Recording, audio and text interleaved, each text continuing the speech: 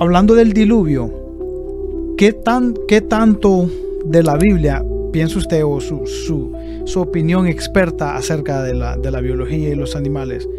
¿Qué parte del diluvio podemos creer al pie de la letra? ¿Será que de verdad cupieron todos estos animales en el arca? ¿Qué piensa? Muy buena pregunta. Lo primero que yo me pregunté cuando escuché eso del diluvio, cuando recién conocí al Señor, momentico, no me meta el cuento que los animales vinieron por parejas desde lugares recónditos, ahí donde Noé, para subirse al arca. Eso me pareció cuento chino, ¿verdad? Pero cuando uno entiende que antes del diluvio era un solo continente, porque la Biblia dice que separó la tierra seca del agua, no dice que eran porciones de tierra seca, era la tierra seca. Yo entiendo que era un solo continente. Y estaban todos en un solo continente, que la ciencia después lo denomina Pangea. O sea, reconocen que sí hubo un solo continente al inicio, como la Biblia dice. Wow. Entonces, en el diluvio, la Biblia es clara, que se rompieron las fuentes del abismo. Es decir, hubo ruptura de ese continente único y vemos cómo se separó todo eso. Y a mí me gustaba la forma del enfoque que tenía el ingeniero Pendleton, que te digo, el que fundó el grupo creacionista, grupo de científicos creacionistas, que él decía, bueno, ¿y si pusieron huevos de dinosaurios? ¿Si metieron dinosaurios juveniles? No hay problema.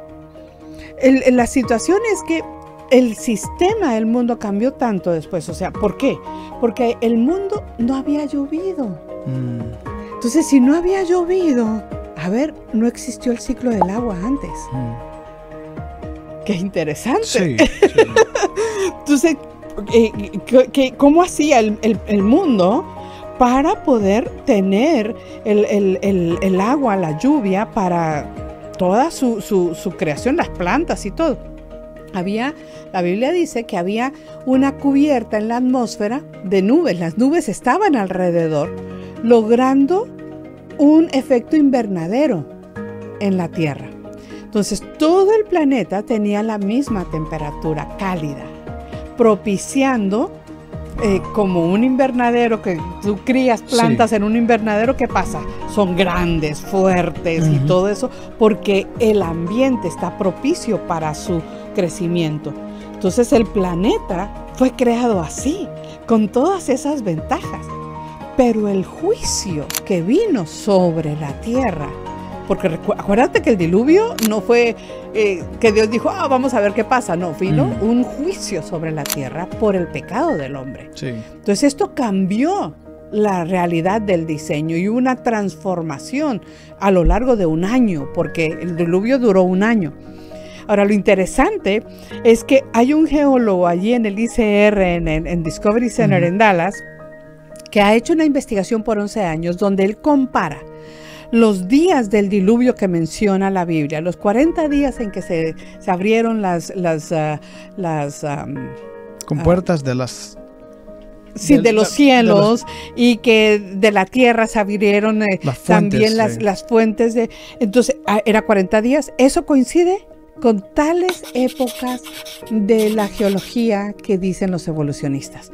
Luego hubo tantos días de esto, eso equivale a esto. Y él tiene un cuadro comparativo, ¿verdad? De los días del diluvio con las capas geológicas de la que dice la geología evolucionista. Y él muestra cómo coincide perfectamente los fósiles que quedaron atrapados en cada etapa del diluvio que va mencionando la Biblia.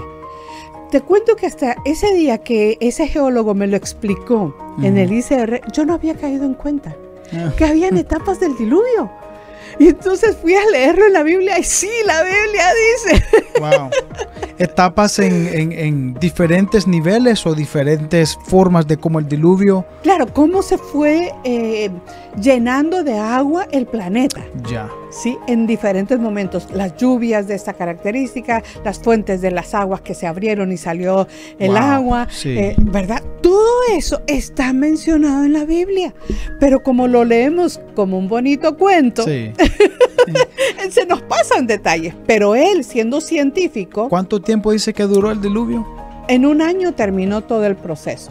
Y eso es lo que El dice proceso la Biblia. desde que comenzó a llover.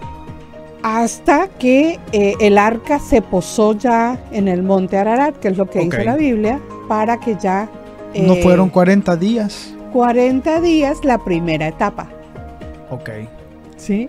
Entonces va a ser... queda de tarea, ¿verdad? Que tú puedas leer toda la parte del diluvio y puedas marcar las secciones que va mencionando la misma Biblia sobre cómo se fue desarrollando cada etapa del diluvio.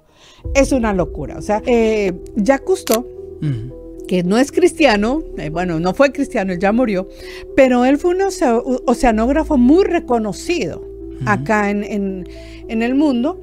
Él de hecho inventó el buceo con tanques de oxígeno y todo ese tipo de cosas. Él hizo muchos viajes en su famoso Calypso, ¿verdad? En mi época, en mi juventud, yo veía esos programas. Tal vez ustedes ya no lo vieron después, es algo retro. Pero algo que me llamó la atención es que él, siendo que no era cristiano, él menciona que el primer registro que hay escrito del ciclo del agua está en la Biblia. Y menciona que el primer registro de las corrientes del mar está en la Biblia.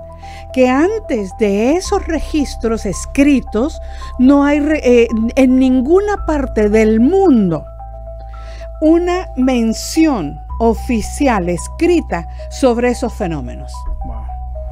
Imagínate, un oceanógrafo serio, un oceanógrafo que aportó significativamente a la ciencia, al buceo, a todas estas cosas, fue capaz de reconocer eso, que en la Biblia había esos registros. Entonces, realmente cuando tú empiezas a darte cuenta, como te dije hace un rato, no que la Biblia sea un libro de ciencias, pero lo que menciona allí, que tiene que ver con ciencia, es exacto. No miente. Sí. Y vemos allí cómo Dios reveló esas verdades en los diferentes momentos. Wow. Apasionante todo. Sí. Eso. Dime si no es apasionante. Y podemos seguir hablando de eso. No, es exagerado lo que la Biblia nos enseña y lo que la ciencia sigue descubriendo y nos dice que descubrieron que nosotros ya sabíamos.